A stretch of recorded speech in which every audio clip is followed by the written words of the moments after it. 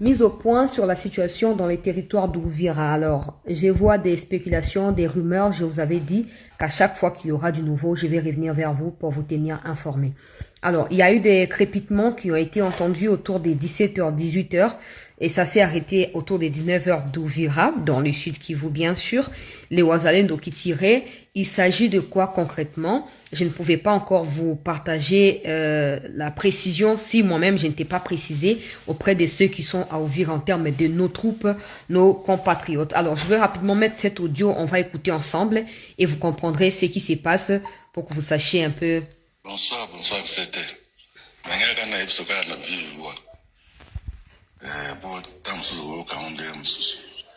Problème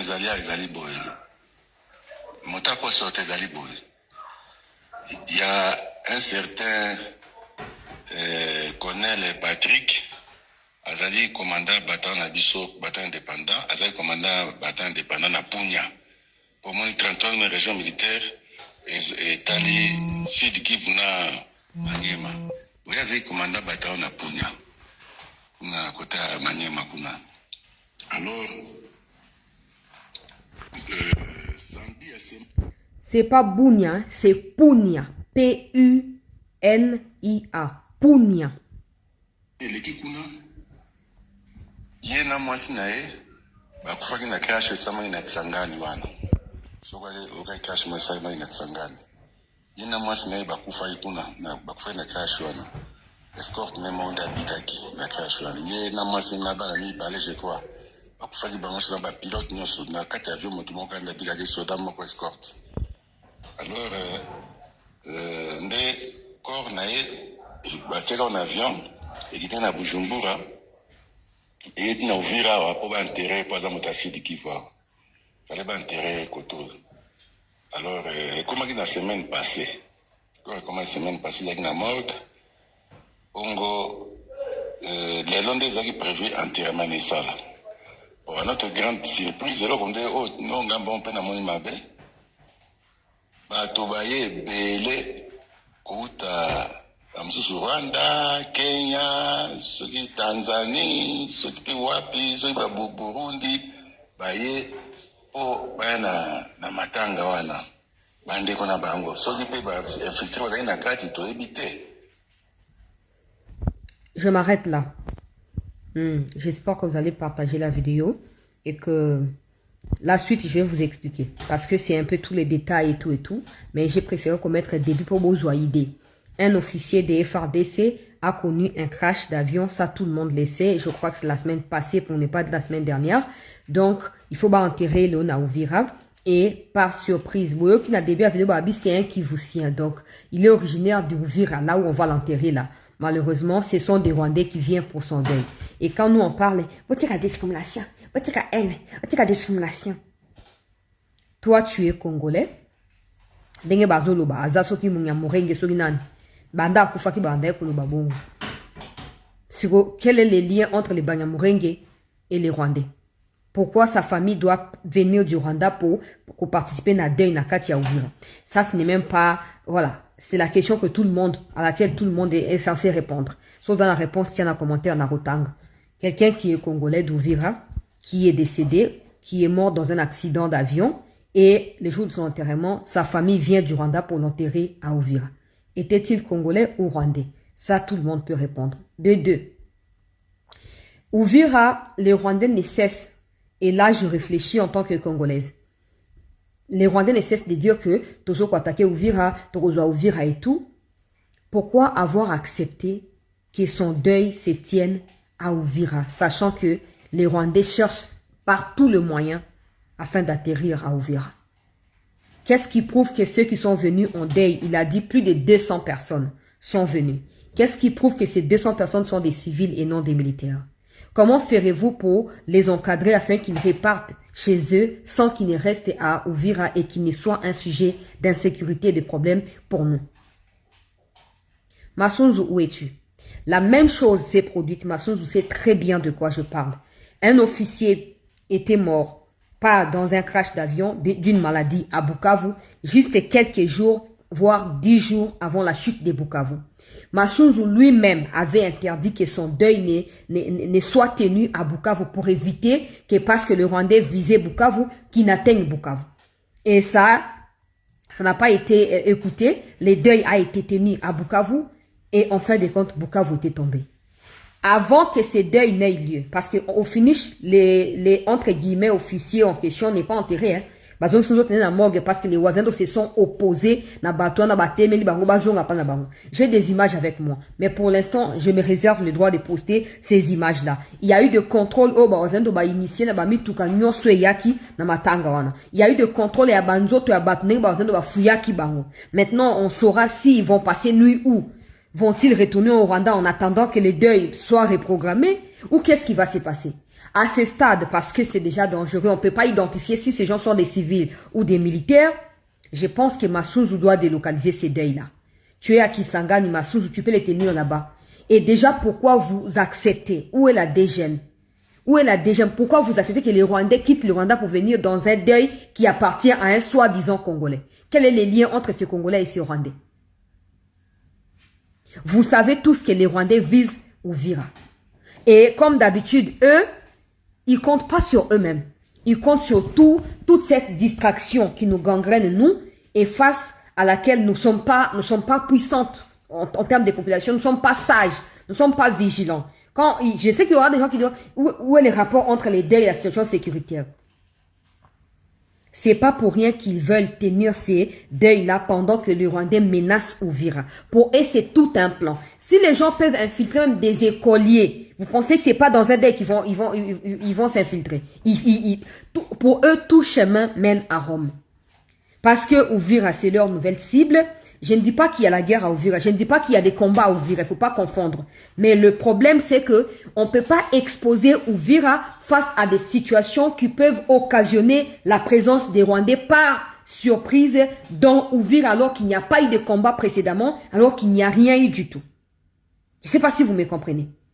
Ba Rwandais ba luka na bandenge nyos ba atteindre Uvira ezoko kate. Ba ko le rapesi ma matanga te. Toye matanga ya Congolais bino bo tu Rwanda boyo sani. C'est pas la première fois qu'il y a des officiers. Même na Kinshasa, ça s'est fait. Na Kinshasa, ça s'est fait. Je connais un endroit dans Lingwala. Parce que beaucoup de Rwandais vivent dans Lingwala. Je connais un endroit dans Lingwala. Un soi-disant officier de l'armée congolaise était décédé. Naba février, après Makamboya Goma. Et vous savez qui était dans son deuil. Et quelle langue ces gens-là parlaient dans son deuil. Mais tobaka ke non makamosusu soko lo batobaka tika yozo kumisakaka ozolo bakaka. Mais pas na bango, tout chemin mène à Rome. Même des églises où eza tenu na ba Rwandais, topé na mibalo ba na basi ba Rwandais, ce sont des canaux pour la infiltration pour le Rwandais. Somme no fanda ka bokanisi ke no ba ko infiltrer na kati ya armée wana nzambe ndia ko katalikam na bino pour suzo baka o ezali vérité o ezoko mo na miso o pe boko ko kuta na ba preuve na yango. À ce stade, Uvira n'est ni touché, il n'y a même pas de combat autour d'Uvira. Mais le problème va commencer là, parce que vous avez laissé plus de 200 Rwandais atterrir à Uvira sans être contrôlés, parce que s'ils il était, c'est sûr que Bazando Badiga Bassani va contrôler Bangote. Et Bazando Ba Telemeli, suko armé, c'est pas que Bazoko mi ça là ba accrochage kacha bango na bangote. C'est que les Rwandais sont contre les Rwandais au Rwanda et l'armée essaie de calmer la situation pour refouler ces Rwandais là chez eux, les renvoyer chez eux. C'est comme ça que l'armée a décidé de mettre ou de remettre à nouveau le corps de ces entre guillemets officiers congolais dans la morgue. On ne sait pas s'ils vont casser la morgue le Rwandais pour sortir le corps parce qu'ils ont besoin d'un trouble pour s'incruster à Uvira, on ne sait pas. Mais moi, comme d'habitude, j'alerte les autorités. Si vous tombez sur la vidéo, ne gardez pas la vidéo pour vous-même. Partagez la vidéo pour que les autorités comprennent ce qui se passe. Uvira, je vous dis, bateau bazana Uvira bako témoigner. Des gens viendront dire, goma et tout ça. Uvira, la résistance n'est même pas par rapport au FRDC. C'est même pas par rapport au matériel militaire que nous avons. Uvira, c'est toute une autre histoire. Beaucoup qu'on se rendre compte, je ne peux pas non plus en dire plus ici. Mais il faut que les autorités réagissent. Parce que si déjà ils ont laissé ces Rwandais fouler les pieds Uvira, ça veut dire qu'il y a une certaine complicité qui ne dit pas son nom. Et bandaka kaboyo, Tobe la kakaboy. Mais motorio kabiso la toujours prêcher na kati ya désert. Motorio kabiso la lité yo tika biloba loba yo zala kaboy yo sala kaboy. J'ai fait ma part. Bo benga ba autorité bazali na Uvira, ouais c'est bango ba expulser ces gens qui sont venus. La réalité est que nous avons la technologie appropriée maintenant. Les gens que nous avons, avec les Eric Prince, avec l'armée congolaise, avec les Wazalendo, nous avons compris les jeux. Avec le Burundi, il faut dire la vérité aux gens. Nous sommes dans le bon. Le Rwanda n'a pas beaucoup de militaires. Ils n'ont pas beaucoup d'argent pour faire face à ça. Les Rwandais qui sont au Congo meurent de faim. On leur donne 10 $ par mois. Ils vont vivre comment? Et ça devient compliqué pour eux. Et tout le monde le sait. Ils commencent à pleurer. Oh, c'est quoi tout ça, Nenini? C'est quoi, oh, bon, oh, on viole les faits. Oh, l'armée congolaise ou bien la délégation congolaise à Doha vient sans, on appelle ça quoi? La délégation congolaise va à Doha sans mission officielle, quelque chose comme ça qu'ils ont dit. Mais c'est faux. Vous ne pouvez pas écouter. Ils sont des menteurs. Je vous pose la question. Quand vous allez à Doha, on vous envoie. Chacun présente ses lettres de créance. Comment le gouvernement des Qataris peut seulement voir des Congolais qui arrivent sans mandat, sans mission? Non, nous n'étions envoyés par le gouvernement congolais pour tout ça là, débat avec les M23. Et les Qataris disent, oh, merci, entrez.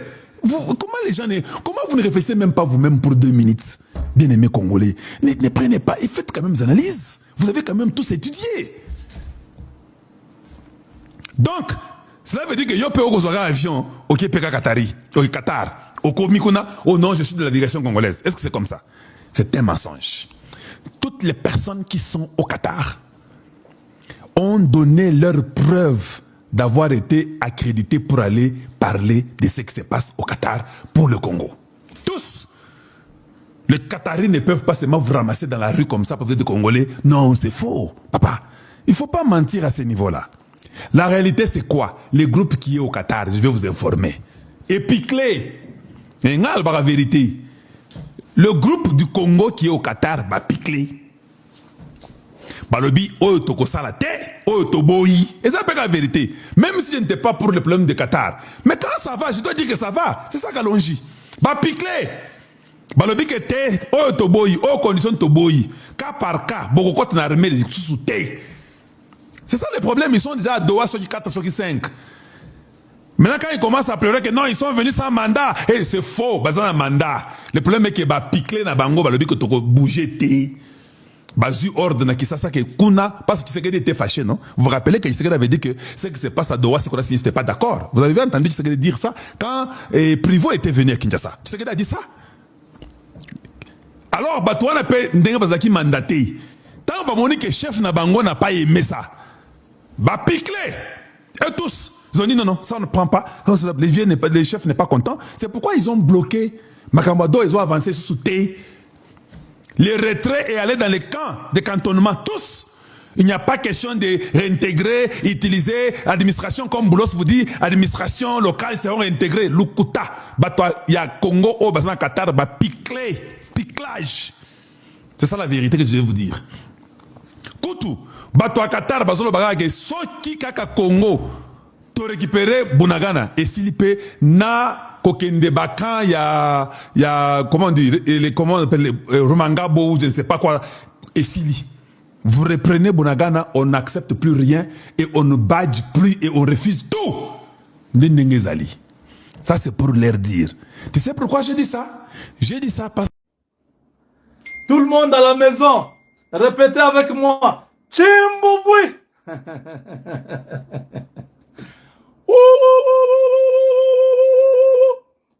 Kabu bien, kabu sangani. Ah, tout les bana bari, bamu Congo, bamu ngalata. Kabu tuba tu hotela. Chimbouboué. Ma voix est revenue, hein, en force. Chimbouboué. C'est terminé. La force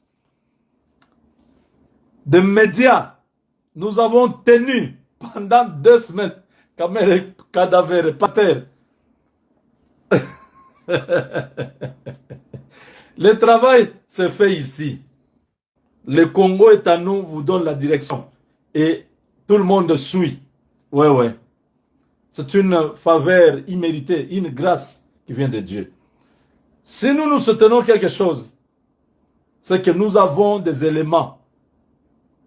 Si Kamel avait raison, on l'aurait soutenu et tout ceci ne serait pas arrivé. Mais quand nous avons demandé, on nous a donné des éléments. On dit non, non, les gars doivent partir. La campagne a été lancée. Mobi, on voit. Et je vois tous ces gens qui mangeaient son argent en train de s'agiter à l'Assemblée nationale.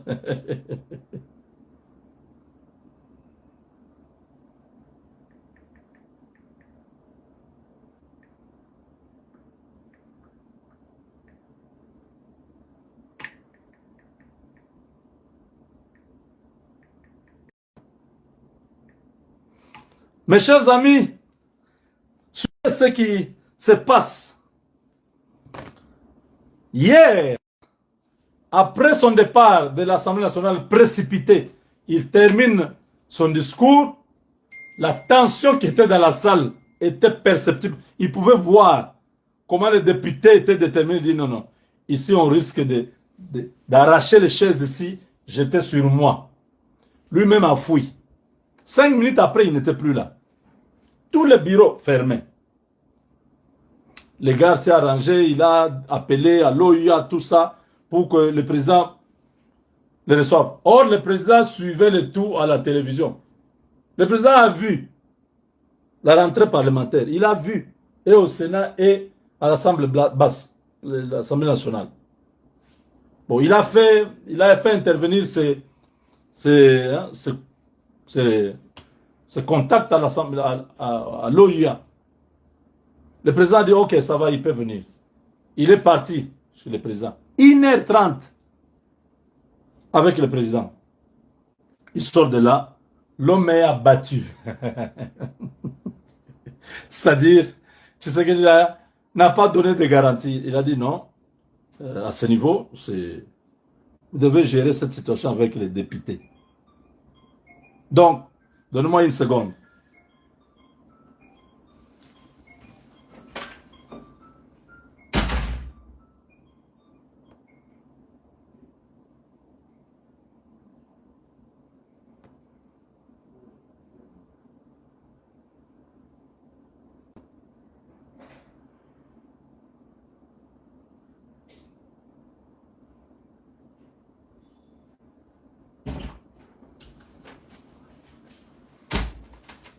Donc, de là, il est dépassé, il est perdu, il est un peu déçu, ne sachant pas que Félix l'attendait au tournant. Tout ce qu'il faisait, Félix était au courant.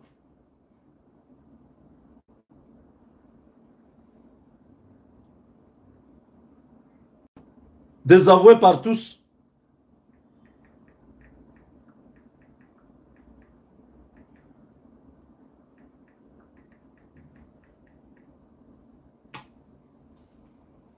Il cherche maintenant la route de l'OUA. Quand il allait rencontrer Hippolyte Kanambe en Katimini, Tabombeki, les Katumbi et les autres en Katimini, il ne pensait pas à l'OUA. Il ne savait pas que sa position là, c'était l'OUA qui l'avait soutenu, même si ce sont les députés qui avaient élu, mais il avait été soutenu par Félix Tshisekedi. Il est parti. Depuis qu'il est parti, son téléphone ne passe pas. On ne sait pas exactement là où il est. Quelques heures après, donc vers les heures un peu poussées là, les pétitionnaires, donc le leader de la pétition, l'honorable Mbindoulé Crispin, a été aussi reçu par le président de la République. Il a expliqué la démarche. Le président a dit, ok, c'est un exercice parlementaire dans la démocratie. Vous avez la liberté de faire ce que vous voulez. Donc, le président a accepté que cette motion-là puisse continuer parce qu'il ne voyait pas un problème sur le député de décider de renouveler son bureau ou pas. Alors, il y a pratiquement 30 minutes que le communiqué vient de tomber. Le communiqué est là.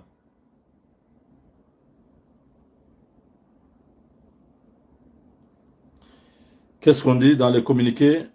Aux honorables députés nationaux tous, le bureau de l'Assemblée nationale a été saisi des pétitions rédigées par les honorables députés contre quelques membres du bureau. À cet effet, nous, conformément aux dispositions de l'article 32 alinéa 2 du règlement intérieur de l'Assemblée nationale, nous invitons les honorables députés nationaux à prendre part à la plénière qui se tiendra ce mercredi 17 septembre 2025 à 14 h dans la salle de congrès du Palais du Peuple. Ordre du jour, mise en place de la commission spéciale chargée d'examiner les pétitions contre certains membres du bureau. Fait à Kinshasa le 16 septembre 2025, le professeur Isaac Jean-Claude Chulumbaye Moussaou. Chimbouboui! L'affaire est finie. Vous avez compris? Kamere appartient au passé. Je vous ai dit dans la première partie qu'il soit là, qu'il ne soit pas là. La plénière va se tenir. On va avoir les élections. Les députés vont trancher. C'est terminé.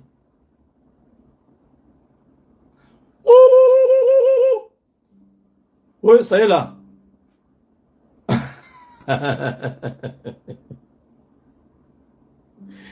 Donc, le premier vice-président de l'Assemblée nationale, Jean-Claude Chilumbaye, invite les députés nationaux à prendre part à la plénière de ce mercredi, demain, à 14 h. L'ordre du jour, c'est la mise en place d'une commission spéciale chargée d'examiner les pétitions contre certains membres. L'affaire est finie. C'est terminé. Vous avez compris? Quand vous avez l'opportunité, quand Dieu vous fait grâce, vous prenez cette grâce, vous piétinez, vous pensez que c'est de la blague, c'est comme ça que ça va finir.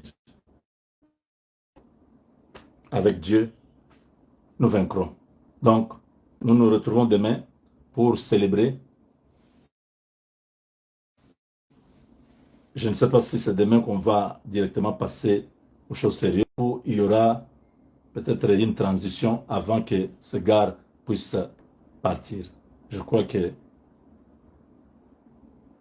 les glas ont sonné. La fin des aventures. Il avait souhaité à Moutamba la prison. Maintenant, lui va tomber. Il y aura des poursuites judiciaires. Ça, on ne veut pas encore en parler. Dès qu'il tombe, c'est là que vous saurez la suite des choses avec Dieu. Alors, Kagame, faisant bien ses calculs, s'est dit, comme il y aura le sommet sur le climat en Azerbaïdjan, je vais aller là-bas, je vais faire tout. Il avait déjà son petit lobbying qui travaillait dessus pour rencontrer le Premier ministre et lui expliquer ce qui s'est passé au Congo. Malheureusement, le Premier ministre, c'est un grand scandale parce que Kagame était sûr, avec le président de l'Azerbaïdjan et tout ça, avec d'autres dignitaires internationaux, ils avaient déjà assuré à Kagame que non, ça va être possible. Le Premier ministre britannique a dit non. Il a refusé de rencontrer Kagame. Il lui a dit qu'il n'a rien à voir avec lui, mais qu'il puisse régler les problèmes du Congo, qu'il retire ses troupes de la RDC. C'est tout ce qu'il a à lui dire. Donc c'était un choc, c'était vraiment une grande déception. Kagame qui comptait beaucoup sur ce soutien-là de Londres, maintenant Kagame perd la Grande-Bretagne. Kagame perd les États-Unis parce que c'est Trump qui est là. Il reste Macron. Macron qui est maintenant devenu un peu un type sans position en Europe, qui n'a plus l'impact politique. Kagame est terminé, est fini. Il a fermé les oreilles, même si Londres et Berlin lui a exhorté, lui a demandé de retirer ses troupes de la RDC. Il a refusé. À la place, il a envoyé des troupes. Il y a des camions qui sont entrés avec des militaires en renfort en RDC. Mais malheureusement pour Kagame, ces militaires ont été bien servis par les Wazalendo. Les Wazalendo ont tendu des embuscades. Ils ont tué tous ces militaires. Le bilan est catastrophique. Les militaires de cet homme sont morts. Ils sont venus il y a 2 jours. Ils sont tous maintenant là. Il semble qu'il y a même un officier qui était parmi ces militaires qui sont morts. Donc, comme ils continuent à s'entêter, ils pensent qu'ils peuvent continuer à nous faire la guerre. Nous avons pris les dispositions nécessaires. Vous voyez comment à l'Est, maintenant, la guerre est asymétrique. C'est une guerre qui ne répond plus aux normes d'une guerre conventionnelle, une guerre traditionnelle que nous connaissons. Un groupe là-bas, l'autre ici, il se tire dessus. À un moment donné, c'est le fait, on arrête. Non, non. Les Wazalendo sont dans une guerre asymétrique maintenant pour finir avec les Rwandais, un à un. Ils les laissent entrer. Quand ils entrent, eux, ils connaissent bien les coins, ils connaissent bien leur village, ils connaissent bien toutes les routes, les ruelles, les forêts là, ils maîtrisent. Des fois, les Wazalendo disparaissent et apparaissent devant eux. Ah oui, c'est... Quand on m'a dit ça, j'ai dit, mais c'est pas possible. Je dis, oui, oui. Les Wazalendo là, ils sont forts. Hein? Ils peuvent se tenir comme ça, 10.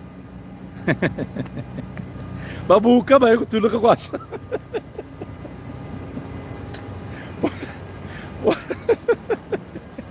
Wazalendo. Non mais il faut même pendant une semaine que j'aille un peu chez les Wazalendo là, que je vive ces démonstrations. On se tient à la main, on dit bon, on y va. Où? On est devant les militaires de Kagame. Ils ne comprennent pas comment ces gens-là sont arrivés devant eux. Tire sur eux tous, l'affaire est finie.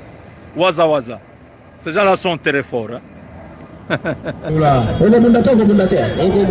Si tu as qui est là-bas, fort commandant, Batumabe, Yango Tokangi Bango, Lobby Tokanga Kimibale, la Kola Bino Bakomo la Bango Lobby, Bazaba généraux, Batraître, Téléphone à Bango trahir Bango, Bakangi Moko na Kisangani, Moko Bakaka na Katanga, Lubumbashi. Alors, général dit qu'après la lobby, il n'y aura plus de pardon. Bakangi na likambo ya traîtrise, comme Rosa Liwa, comme Ronini, Liwa. Bakomata Masa, Ozali, Tokangi général à sa traître, tout ça la Nénine. Liwa. Tokangi général à sa traître, tout ça la Nénine. Comment maye? Comment maye? Le bon soit à grand frère là. Soit à papa les gars. Soit à jeune frère là. Donc mon opinion c'est que Kokanga na trahison tout ça nini? Voilà pourquoi Kokangama, condamnation, Yakabila, ce n'est pas de l'acharnement. Et ils allaient sur base de la trahison et à monnaie dans Sali Congo. Moi, si naye, malgré Akimi, Togozaye. Moi, si naye, Nairobi Kura. Togozaye. Et mon mari travaille en silence. Vous la camion, les gars. Vous la camion, les gars. Comme aussi, c'est déjà matinée la bisson. Combattant tombe la ganda bazo. Le bisson naye, nous avons 10 minutes. Si vous commissaire là, il va désormais. Mais. La voix du peuple. 1 heure, 2 heures. C'est la voix du Gordon. Donc, pour que la caméra peut m'avoir, pour que tout ça la fait la tâche pour tout ça. Alors, pour la Kosuki Samatine, la biso Tolobibo. C'est fini. Pour ranger ma camona. tokorange tobanda kotia banani kuna awe wana sope tolobela ye parce que dollar efe kita tokosala mosusu bala déclaration mpo epa yeba ke tozali nsima na ye azala encourage toyokani nzambe oyo azali kokamba biso na Congo ayebi ke tokoperdre te bino wana na États-Unis soki bato bakosi bino bazali kosala yango mpona kodécourager bino mais ne soyez pas découragés on va gagner ces deals avec les Américains bawa tobenga bango banani Blackwater bayaki déjà na Congo papa olingo loba nini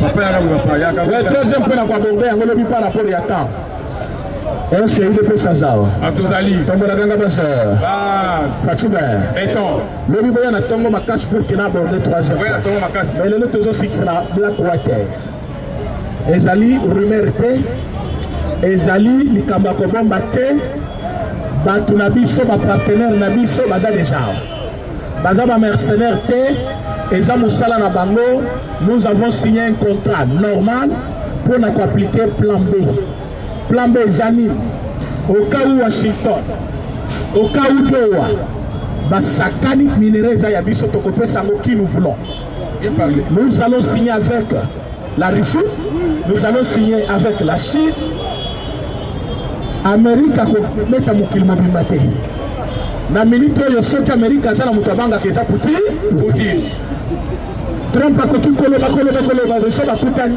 respect balobi mokili mobimba balobi bakanga ye c'est un méchant ye Trump wana qualifié c'est un fou abengisi ti na mboka na ye Poutine ayebisi ye na koya akei bakutani escorté par 4 avions bazongisi te epa na ye mandat d'arrêt international ezali nana kokanga Poutine batiki azongi epa na ye na minute oyo tozoloba Poutine ne nous a pas laissé bato ya Poutine mpe baza awa maison consulaire na bango na biso nous avons un accord alors bablakwateri baye balobi makambo eza kitoko lokola bato oyo balingi bacontourner disposition ya Doha il faut tobeta bango il ne peut se vivre comment ils vont faire lokola tokoti octobre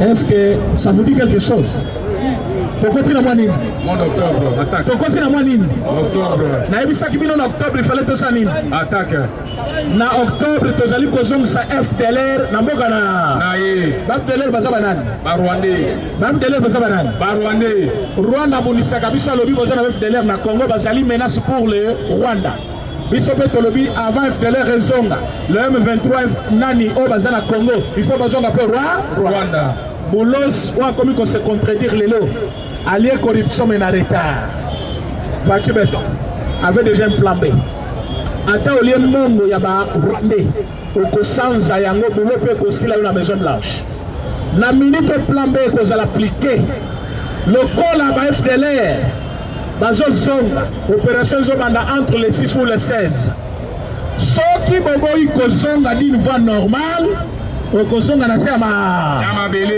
par forcing comment on va le faire Blackwater oko prononcer le ngai Blackwater prononcez bien Blackwater bokanga kombo wana bien parler combattant namna lobi yango te botanga ki petit ya ministre de l'intérieur comment le nani Jacquemaine Chabani Rwanda l'élite Aleli bayoki kaka tweet ya Jacquemaine Chabani ministre des affaires étrangères rwandais a sali texte molai boyi biso tolobi agitation eza ya nini to signé accord ya mabe to signé ba contrat ya mabe eza na mboka na biso to critiquer ba dirigeant na biso epa na biso bino agitation na Rwanda eza ya nini boye bisabango kaka Blackwater balingi koka kombwana te sokutana Rwanda lobi na ka Blackwater abani mango c'est-à-dire on a mesure ya koravager Rwanda le même jour tokoti 12 heures na butu Kigali Putulu pena alors comme la minute est déjà sur le point balingi koyoka kombo wana te or biso pona biso ce n'est un rêve bandeko wana bashushu na biso baza déjà na est de la République to dispatcher bango na baligne de front nyonso baza déjà wana alors etikali kaka go ya gouvernement. Or Fatou Betolobi alobaki tozozela kaka gouvernement na biso na Croix-Rouge pour tout la libération ya ba prisonnier. Surtout sa libération ya ba prisonnier, bango pe ba pesi ba prisonnier o bakangaki, c'est-à-dire ba militaire na biso. Oyo ba tombaki na biscade bakangaki bango na ba M23, il faut ba libérer bango. Biso peut te libérer quelques prisonniers ya ba M23, soki to libérer bango to bandi étape ya opération ya liboso. Étape parmi les comme besoin de prisonniers na bino donc na kateba ça nini maintenant soki baboyi kokende d'une voie normale on a des plans B zanini plan B zanini bozonga Rwanda baboyi kozonga bala kwate bombardement ibandi kobanda Goma Masisi Ruchuru Rubavu Kigali nana kobika yema kwa Kagama pakatimba mangu wanande place il faut botter les mena yango momoni fachi rapidement alobi ta ekoki ordre côté la partie yango biso nyonso to saluer unité ya parti pour que to bonisa monguna dans l'unité tous des chefs de l'état pour gagner les sommes économiques en 2028. Soki ezali Mokordon. Soki ezali. Déjà quand balobi baloki qu'il faut gagner basiliki. Soki ezali. Maintenant il va gagner l'élection ça en 2020. Bongo zate. Donc Fachi kala nae. Atika nani wana. Atika nae. Atika nani wana. Bongo tena. Dans le Bible. Tout ça l'élection tout ça la terre. Tout ça la terre. Bongo zate.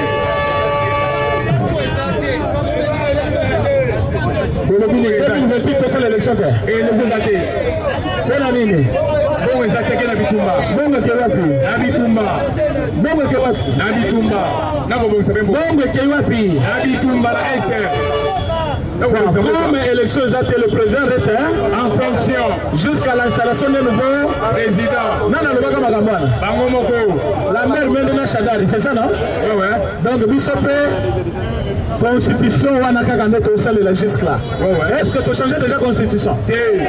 Quand même constitution bango moko balobi to changer te wana.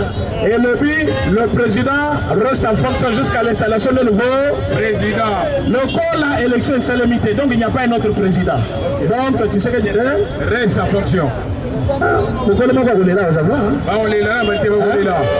C'est-à-dire toujours tende en 2028 avec force. Pour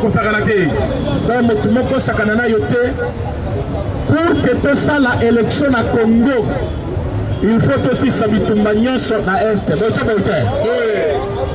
Est-ce que les Congolais bazar? Manifestez-vous. Pour que tout ça ma ponomina mboka oyo, il faut aussi s'habituer à la Est. Bolito tout ça la maponomi? Pour tout ça, il y a un système de bitumba. Parce que Mbongo, il y a une élection, il y a un personne à bitumba. Bien parlé. Bolo Bisango, Bango, Basilika, Baseka, Bamataba, Kita, Ezalibo. Pour l'équipe peuple Azate. Ceux qui peuvent avoir des peuples, ils sont peuple. N'importe où vous allez Azate. Ceux qui Congolais n'appellent Azana. Congolais. Ceux qui ont le voté qui est en voté qui est match nul. Ok. Et Talingaïta. On a voté, il y a voté, il y a Zana. On a 2018 voté qui était. Et comme il y a 2023, tu as quand Kamaro va voter en 2018, on va voter les sous-sous. C'est-à-dire que si tu as en 2028, tu as organisé l'élection. Quand Kabiso a voté, les sous-sous. C'est-à-dire que tu as causé là, et cette fois-ci, vous en avez 9,9%. Kagama bimaka bongo mutolo bakazate. C'était un américain. Naba rwandais. Kagama bimaka na combien? 9%. Est-ce que balobaka? Balobaka te. Démocratie kana Congo. Kana Congo. Facha yebi si bango. Bon, bobi sangai Mobutu saki combien d'années? 32 ans. Mobutu sala combien? 32 ans. Kabila yego sala combien? 18 ans. Bon, tu sais que tu n'as pas combien d'années, non? Ouais. Combien de mandats? 18 ans. 3 mandats. Sangisa. 18 ans, il y a Kabila. 32 ans, il y a Mobutu. Et ça, combien d'années? 50 ans, demi-siècle. Si vous voulez, tu sais que ça combien? C'est la qui ça. Non. Toyokana. Bino bolingi Tshisekedi asa combien? Afana nanu, azananu, afana nanu. Mais constitution le bini, constitution le bini. Constitution le bini mandé izali 5 ans de pouvoir dans la foi. Bino bini, yaza na mission. Bino bini, Tshisekedi a une mission. Obema kama mandat. Ouais. Et comme tout na bino obema kama mandat. Tshisekedi a une mission. A la mission. Ouais. Ce qui bongo, il faut comme à la Chine. Na Chine, limitation de mandat ils a la raté. Bien parlé. Na Chine, balobaki, président Kosala bien, même ça au sala 20 mandats au Banaoponaye. C'est ça. Mais à condition à Salamou Salah, qui toque. Est-ce que Bino peut vous d'accord que Fachazo Salah bien? Affaire qui toque. Alors si Sabitumba. C'est une calamité. Avec gratuité. Ouais. Alors ça la Banzela. Oui, il y a béton. Alors on a université. À Kiti c'est Badola. Oui. À Tigalanae. À Tikala. Voilà. Ah, même si on a pas santé universelle. Gratuité à maternité. Les alliés. Bourse à bébé Zozonga. Alors, c'est ça, non? Oui. Il peut me latter là-bas, non? Oui. Campus peut là-bas, c'est ça? Oui. Logement, il peut bâtiment qui toko ya. Il y a Kitoko. Baza qui commence à l'engo bon. Après, on a appelé Soussou.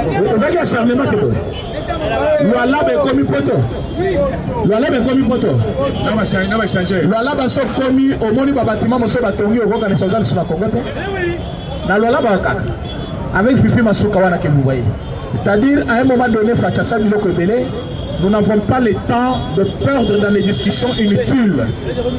Quelqu'un avec des discussions inutiles, il dit papa, je n'ai pas le temps. Pour se concentrer, Moutoumoutoulou qui là-bas na Kwanga. Fachazana Nouana, Omatao Kitazawa. Somoni Azocha Tembeti Kaye. Yemoko na 2028. Encore ma mise rouge. Toyogani, qu'on perd le temps na yote, quel est le temps? Na 2028, yemo wa mona mamona amboa. Akongo na pena wa balobaka o tcheko ni tolambeli ya yango. Aotuna ngulu, aotuna ngulu. Parce que nous on n'est pas là pour des bêtises. Motayo facha sali tunaye. Nana sala kinini na mboka o Kabila sala nini? 18 manana. Kabila sala nini? Article minota winner. Nakope. C'est ça non? Ouais.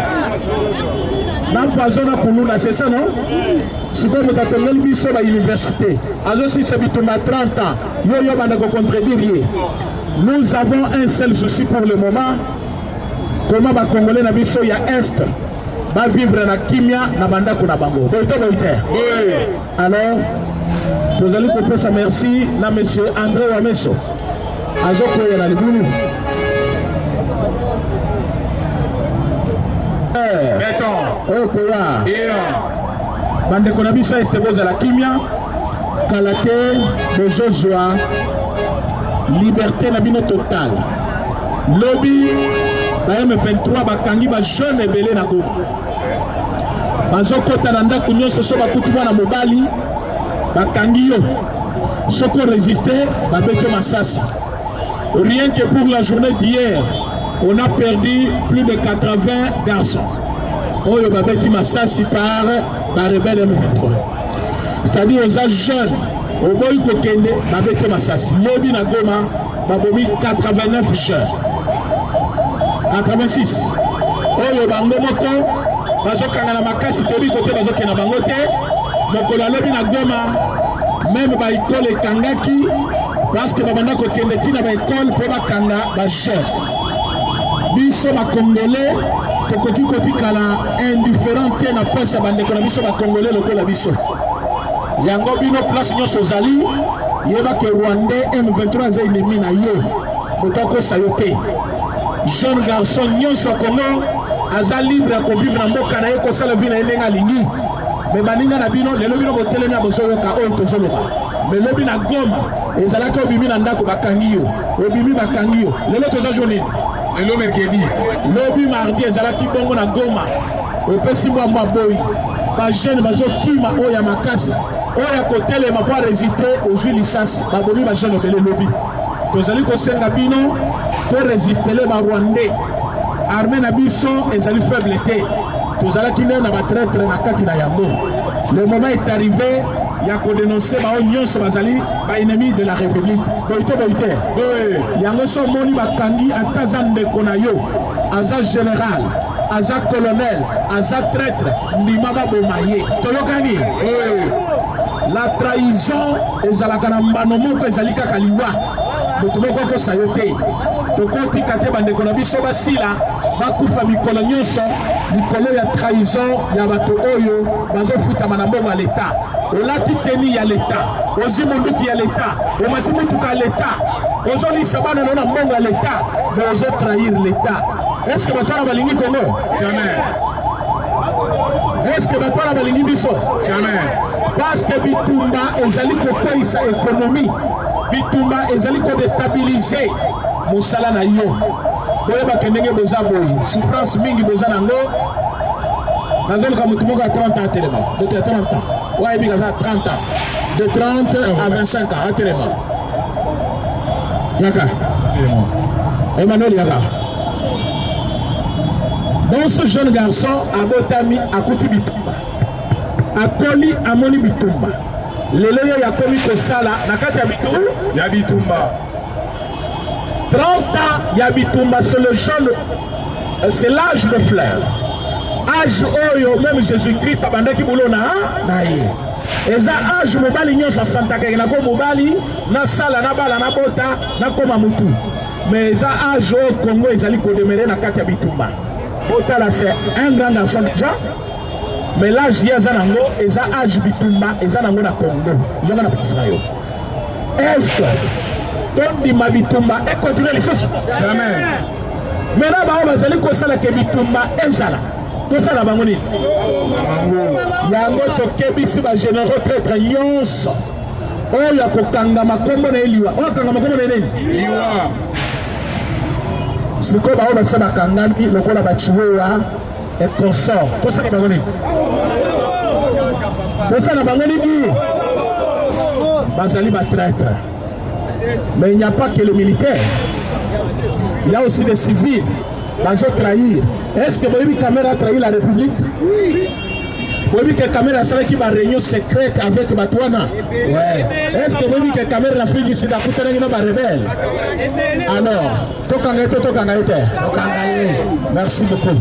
Les lotos yaki poto le batamuke, le beminga itamoulaï, dans un programme moulaï lelo, boli bisala kende, tokuta na lobi na 6 heures.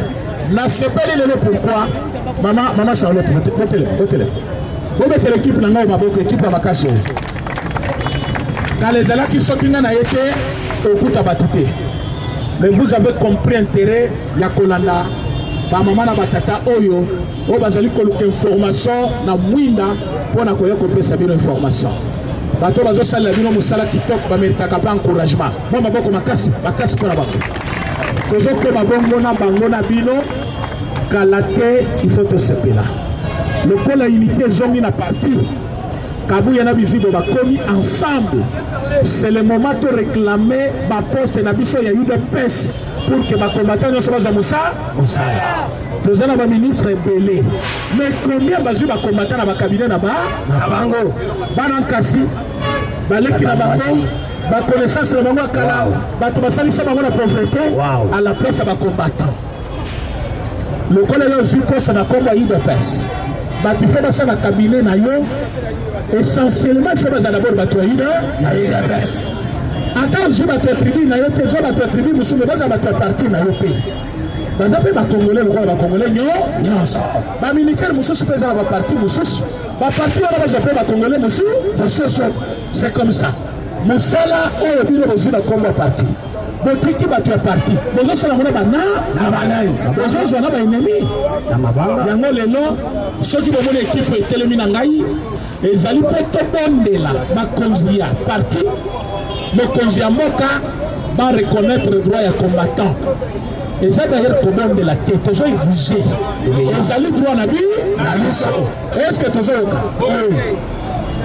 tango batubazaki kobima pona marche bazaki kotuna bango te oza économie nini bazaki kotuna bango te oza na niveau d'étude nini bazaki kotuna bango agité bana bazalaki mikolo bazalaki basi pe mibali bazalaki lelo pouvoir ezwami ekomi kota pona tokosimba te eloko wana ekosimba te yango tozongi unité ekota na parti maintenant toyebisa parti où est les 70% dans le cabinet des ministères où sont les postes oyo bolokaki bacombattant na baadministration nyonso et bacombattant so bolobi bakopesaka bacombattant te babesa bacongolais nyonso bacombattant bazali kofaire partie aussi de congolais baza mpe na droit koréclame ezali droit na bango lokola unité ezongi espoir ezongi tobundisaki kabuya ngai nalobi bien tobundisaki parce que je suis parmi bato baboyaka ye mais tobundisaki mpona mes gestion parce que place ya combattant ezalaki te c'est ça place ekomaki na bato oyo ye moko alingi so alingi ya poni yo yakao soki alingi kopesa mosala yo yakao atie slogan na parti tosaobika alors que na parti na biso tozalaka na système ya pyramide renversé pouvoir eutaka na base eno na baautorité c'est ça banani bayebisa tiseke yalongola signature alongola te alongola te ntango alongola lelo azalani eleka donc base ya parti soki président oyo ya parti alandi base atosi base yo oza nani po boya base yango base ezongi na unité oyo Tshisekedi Félix Antoine président de la République et notre président du parti empêché ye moko alobi na biso bozonga na bomoko tozonga to tozonga te tozonga na ndako na biso azali mokonzi na biso alobi unité lokola bizibu bakutani na kabuya makambo ya division na kati ya parti abu oyo komona ye na division exposé ye tokosilana na ye c'est ça toyebi oyo tokosala toyokani moto aye azotumbula yo loba na ye parti ezongi na bomoko po tosonga mokonzi ya mboka na vision ya parti parce que boyebaka vision faci azosalela ezali vision ya parti UDPS est-ce que boza d'accord na ngai oui alors l'unique bato bakosonga faci eza biso comme tozongi na unité tozongi na base biso nyonso message nazali kopesa bino tambwisango na bakombata nyonso unité ekoti na parti bizibu biso nde tosalaka ye biso nde tolataki tembe ya rouge c'est ça biso nde tosengaki CDP alongola kabuya azongisa bizibu lelo bizibu na kabuya bakutani baentere hache de guerre na bango bomoko ezongi na parti pour la émergence ya parti et le pouvoir ya biso esengote lokola unité ezongi éviter bilobela éviter kofinga éviter koluka makambo pour que lobi na yo osala pe osalisa pe bato eza te président rena ya kosalisa yo yo mpe obanda kosalisa bato est-ce que toyokani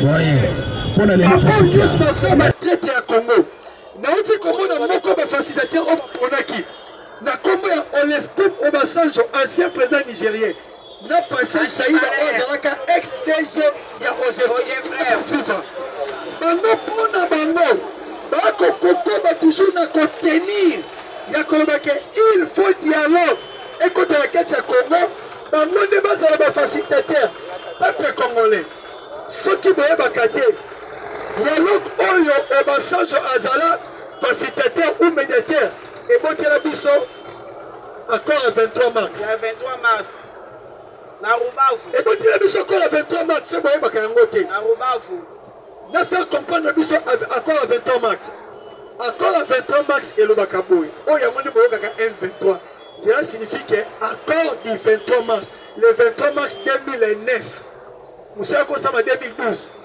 M23 elingi koloba boye RDC po bitumbu esila il faut topesa bango 43% ya baposte clé na este ya République démocratique du Congo Luvuno na Beni ezala na kati ya armée il faut bazala 43% et puis tout déclarer cette province comme ba province moko kozala zone moko sinistrée kobanda Tanganyika tikino na Nord Kivu eloko ba M23 basengaka nde yango wana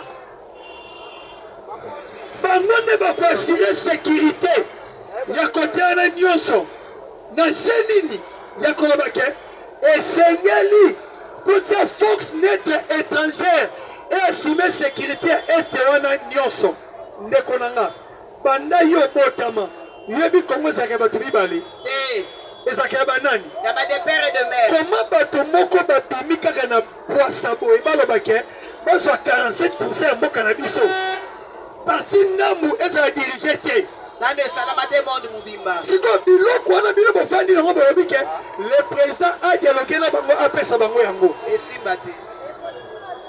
c'est vendre le pays inconsciemment bomoni yango te ntongo bake na kati ya doa balobi nini oyo te babandi liboso totikela bango 8 ans bazala na gestion ya koma mpe bukavu président alobi pas question il faut to respecter accord de principe autosignaki na kati ya États-Unis d'Amérique. Il faut to respecter accord de paix oyo wapi tosignaki déjà na barwandais elobi makambo wana na kati te ba M23 baye kokita toya na 2 ans totikela bango este wana badirige bandeko soki batikeli bango 2 ans bakoinfiltre biso lisusu de plus en plus parce que accord à 23 mars Kabila a appliqué yango mais d'une manière intellectuelle c'est boye bakate otela tous les commandants de la région militaire oezana komandaka Tanganyika donc Tshisekedi bazaki banani Rwandais commandant 22e région militaire azaki nani 33e région militaire azaki nani 3e zone de défense azaki nani y compris bakokota mbulunga na lisusu sikoyo ya kotia lisusu mutu aza dute mais la conseil na biso tobete ya no président maboko avant nebisa biso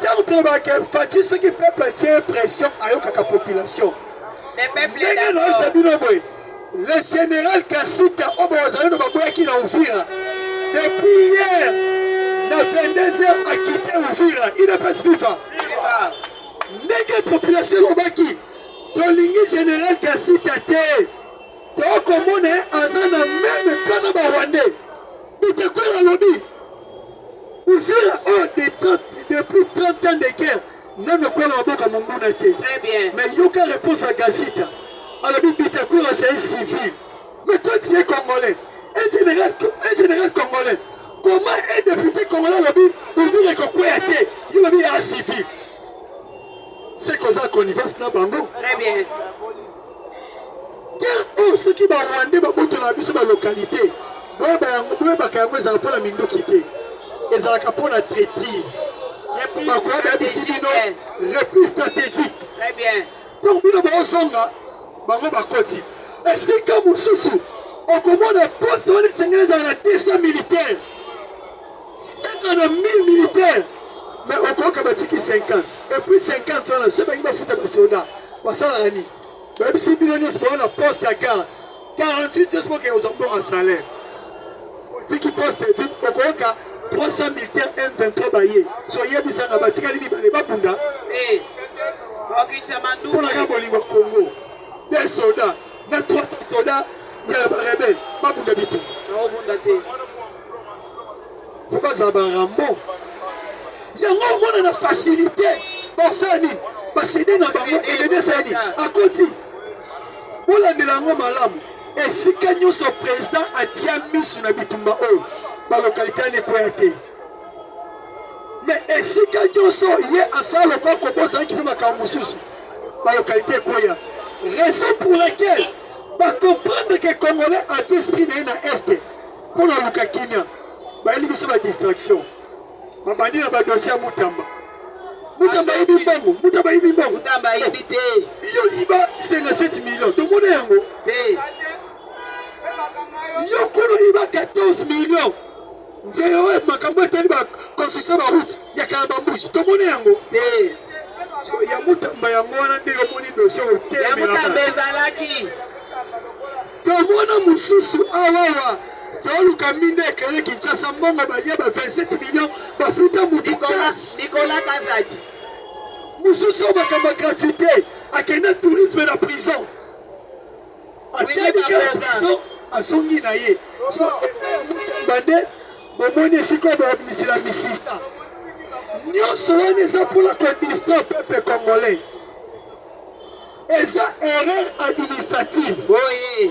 okende yango na conseil d'état epuis oye kosala faute na kati ya parlement na violation ya règlement d'ordre intérieur na bino mais ondimi jeune moko akangama parce que baocomprendre que avec le temps le Congo c'est la jeunesse soki bajeune batelemi biso batata tosala nini Majel Botelema. Mutamba ye asigné kokanga Joseph Kabila aye asigné kokanga Corneille Nangaa aye asigné kokondamne batraître nyonso ya bino bakati du Congo puis lui encore a menacé M. Paul Kagame bango balobi moto oyo kobundisa baintérêt na biso respecter vision chef de l'état esengeli to écarter tout ça en manœuvre na biso dès que Mutamba longo pétition ekoti pesa signature te na rentrée parlementaire boye sûr que ya ozonga Arozonga parce que Kamel alobi ke mboso ndo ça y est ala posation na pension wana soki mboso alingi azonga mabeza wana eza te. moto azosala na volonté ya président de la république mpe ya peuple congolais azonga te so elisenga azonga Boso Kodi Arozonga bisika après wana mpe Kamel. mboso bato mayele bazi ebele Kamel aye a bloqué voire même diplomatie parlementaire ok moto atalaka makambo concerné diplomatie parlementaire ezalaka première vice-président ya assemblée nationale idepesa viva mais otoye komona président assemblée nationale azwi abloqué makambo ye nde akendaka kosala diplomatie mpo akendaka komporte mpona mboka mais ayeba yango akita mata biliaki ye Bikoki. bilaki ye bikoki moto aye na pétition aza moto ayebi Kamere bien aza Oui. mpe moto ya basidi kivu kuna Oui. Crispin Bindule Ouais. awuti mpe na kati ya parti INC eza te bolobaka yango te lokwa akoma ya idps netindi ete idps ne ni de près ni de loin awuti komenace 13 députés boyokaki Asekrese bango. na hotel Rotana na hotel Everest po balobaka eza nde président so komenace badéputé oyo balingi basigne pétition Kamere Ndoki. omonika nde président tala dossier Mutamba na deuxième match oyo mpe otelanga kaka bongo soki kolongo etali ye te soki kotikala etali ye te mais kotungisa badepute te kokanga mpe depute te komenase mpe démocratie te epo Mutamba tolobi président kota koti yayo nda okota Awokota te. biliaki mpe bikoki tous les traîtres de la République démocratique du Congo bakomi na suka idps viva Viva. tosimba siko makambo econcerne voyage ya président de la république na lastana kuna lastana eza capitale ya mboka ngo kombongo ekimi Kazakhstan Eza kote Asie kuna. eza na Asie Asie centrale idps viva Viva. mboka wana eza bamboka oyo bavivaka mingi na koproduire baarme lourde de guerre ya makasi soki président ake kuna atiki match ya léopard ake pamba te nayebisaka biso a maintes reprises boyeba yango bomoni guerre oyo po esila bien il faut rapport de force na kati ya terrain il est viva Viva. il y a plusieurs rapports ya Nations Unies oyo wuti déjà kobima ya kokondamne bacrime contre l'humanité oyo barwandais babeneka na kokommetre na kati ya ville démocratique du Congo. Oui. Mais Kagame a continué toujours kokotisaka basoda liboso azaki kowangana lelo UN Lead Watch ewuti koloba envie de tous elakisi na bavideo ndenge basoda rwandais bakotana na kati ya Congo mpona kwa y compris Donald Trump aloba yango ke les rwandais bakotaka na kati ya Congo na bamachete mpona koboma bato mais jusqu'à présent basanction ya communauté internationale eza non appliqué résolution 2773 eza non appliqué boyebi ntongo tokomona bongo eza kosymbolize biso eloko moko premièrement na kati ya république démocratique du Congo fo tozala na unité Oui. idps viva Viva. parce que bitumba tolinga tokende koatake eza bitumba eza kaka na Rwanda ya pamba te Il est plus vivant. Viva. Il y a plusieurs pays. Bon, qui doit combattre plus de 4 compagnies, il y a 4 pays. Soudan du Sud, Kenya, Ouganda, ainsi que Rwanda. 4 pays. Nakati na yango, il y a aussi des Somaliens. Albito habité match à Léopard. Ce sont des nélotiques. Je m'appelle. Bato bako kompeka pour la biso. Basaki na kati wana. Ndenge président Kei kuna accueilli uniquement pour la négocier aux armement.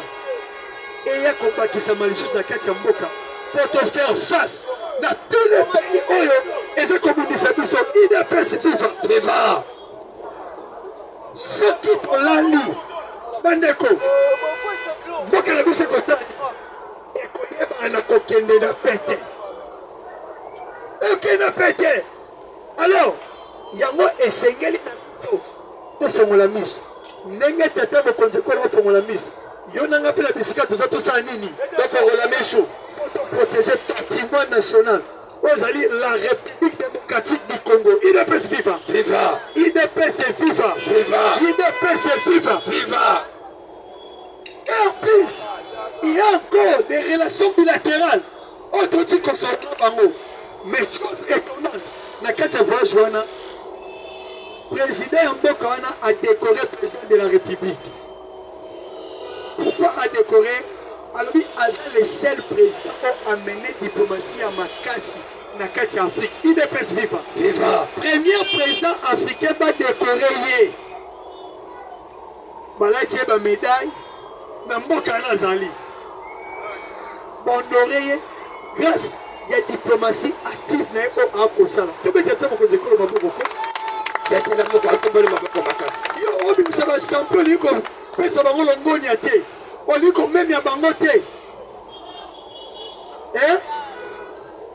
il faut qu'on mette bango. Dès que ma caméra est malade, ni tête sa diplomatie. Qui a au moment mais c'est Kinshasa Kala, mais c'est au Palangana. Mais c'est au Palangana. Les pays étaient infiltrés partout. L'objet de Zaki na hôtel du fleuve. Mais non, ça va la transaction moi on a compte comme ça là. Quand on a continué à quatre Kiti, Batignon soit Zaki ou en majorité. Tout ça va commander le Zaki Mibale, na nenge ya solo. Nathalie bango bien, Nathalie bango bien, Nathalie bango bien, Nathalie oh pisoté. Pour ça pas à côté wana. IDPS FIFA. Ce que l'union mona batana bien, fréquenter à mingi vie. Fréquenter à mingi vie. Et après la banque bango bakotaka. Jamais au Congo sali banque au monde un Kenyan. Avec aussi le dépôt. En ça en beauté. Nathalie maman na zaki wana. Nathalie tata wana. Alors oh libabe ya Congo za Kinshasa. Nathalie bien na bifa pour le binini. Akati ba moko. Abe obino bana lelo sko alba ina français. No telegana biso meki uloba yo na to kamata ngao. Comment capitaine en mboka mseke za libabe ya mboka. Libabe ya Congo et ça qu'on dit ma copine ensemble là banérotique IDPS FIFA. FIFA. Bangonde à tout moment bakota ka guerre na kati mboka na biso. Raison pour laquelle nebsa na biso. Et ça chose moko ko kumisa te. Mais et ça quand même pas ko condamner. Na kati ya Uvira. Ba pesi ultimatum il y a 10 jours. Au père ba wazalendo. Balobi boy. Oyo nyonso atanga mituti. A quitté Solia Uvira. Wana ngaite ngana wala baka oyo bayako tubabalobi na 10 jours oyo nyonso atanga mituti a quitté sol congolais précisément la carte Uvira. Pourquoi balobi bongo balobi boy parmi ba infiltrés ezande bango parmi bato bateka ka FRDC ezande bango mais malgré cela c'est bon. Mais si tu continues à vitesse sur le lobby et même sur la balkanisation, il est pas vivant. Pour écosser na minembo ina so éviter. Ce qui minembo vidé bato wana ba ko déclarer na communauté internationale que tel siko to va na mboka na biso ba lingi biso te. Bo pesa biso ndambu na biso to sa nini to fanda. Alors moral wala ba wazalendo ba lobby awa pena ezala ko kumisa te ezali ya ko condamner IDPS viva. To sécuriser nde bango, to surveiller bango, ko infiltration bango sa nini ekota te. Makambo eteli sécurité. Hier à Kisangani, on vient d'arrêter 7 Rwandais. Il y a un 23. Et puis à Bawazalendo. Où n'a pas moi Zanini? Vous avez dit que Kalkin n'a pas moi Zanarake. Neba Luka Koza Walikale, pourquoi pour que c'est Kisangani? Neba Luka Koza Ouvila, pourquoi pour que c'est Kalemi? Parce que si vous avez la Kalemi, vous avez un dialogue. Si vous avez la Kisangani, vous avez changer PID. Mais les informations circulent partout déjà. C'est un peu de Bakangi. Oboya au côté de la Katia Kisangani. Moko Azaki en tenue civile. Mais est-ce qu'il y a renseignement militaire dans Bisso? Na Katia Kisangani a repéré que Aza infiltré. Bakangi bango nyoso ba ligoté bango. Na moment de tolo baboy. Ba M23 ba qui sont comme ça la incursion na bango toujours. Na Katia Wali ya territoire Walikale. Pona koluka comment bakoki ko accéder na kati ya Walikale centre. Mais bazui échec total. Ndenge bazwa ki avant-hier na menace ba ki na yango. Hier les sous boti ko zo échec. Chose à retenir. O sengeto Simba. Na kati ya bitumbo boye ba yango. Tant que to kozana ba wazalendo bomoko. M23 otika lokuka bitumba ote. Yango moni baluka ki ba divergence ekota entre FRDC Wazalendo pour bango bozo facilité à pénétrer. Mais quand bango pesali nini ekoina mai simbité gasito batela ki motema kei balongoli wana balobi lokola yondo ko bi problème et sengelo sa nini okende ya lokola na Bible tant je sabone ke ba ko fala kata boîte pour nanga bosani. Pourquoi quand on a maï batouza kimia? Tout comprenez? Tout le monde qui est général, la population qui est soldatée. Tout ça quand on a eu. Et pourquoi quand on a maï mbokezo kimia? Il est pas vivant. Vivant. Mais puis il y a qui met la carte à ouvrir. Vous allez nous faire balobini. Balobi deux ans qui met la carte à centre à ouvrir. Mais si quand on est là bon coin, pour sécuriser mon cannabis bien. Sur tous les postes, il y a un point. Ainsi qu'un colonel Oborokaki, Akimakina 300 militaires, qui ne comprennent pas précisément la Kaziba, pour collaborer dans le M23, à Luka comment Koki peut mener une attaque pour déstabiliser Fizi. Première attaque à Outia Kosala, FRDC et le Wazandé de Babetier. Akimi, Akeba de Manazamba. Basoda na misusu bazongi na bango na kati ya armée il est pas vivant et côté lisake il y a des infiltrés au ba côté na kati ya mboka o yango ba dialogue mingi ba ko lebisa na biso et ça important ya kondima yango. Le président de la République était clair, dialogue avec les Congolais inféodés de côté de la cocotte yango avec les Congolais qui tirent les Congolais. Donc on s'en a bango. On a la carte de dialogue pas question. Il doit répondre à la justice internationale ainsi que le Conseil des droits de l'homme de carte Genève. Et l'on dit un peu clair. Bateau nous va commettre des crimes graves contre l'humanité. Et c'est la justice internationale à Sani. Alain de la Bango. Ils ont tout fait pour barrer la route. Na carte entérinement. Il y a accord de paix entre Bissola Rwandais, accord minéral et sécurité entre Bissola Washington.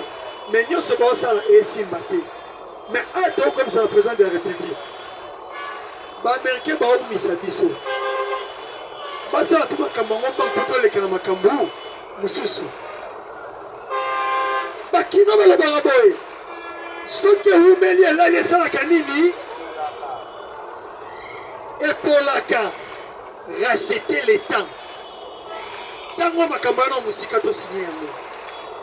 Hier, Jean-Pierre Bemba, vice-premier ministre des Transports, bauti kosigné baaccord moko mpona corridor de lobito eyai na nzela moko ebanda kosalema entre Kolwezi bilolo na mboka moko ya kuna na bosani nkombo mbongo bakoinvestir eza 410 millions de dollars oyo ezobanda kosala nzela wana ya corridor ya lobito bandeko il y a des choses oyo ezokosala ba pays étrangers passe surtout ba pays frontalier eza nini eza corridor de lobito ainsi que port à nos profits à banane pourquoi na lobi bango omoni port à nos profits à banane eza port oyo ekase pont route rail entre Congo Kinshasa na Congo Brazza ndenge esika oyo Sassou ayindela Faci bebe yango wana omoni port ya banane soki esili yeba yango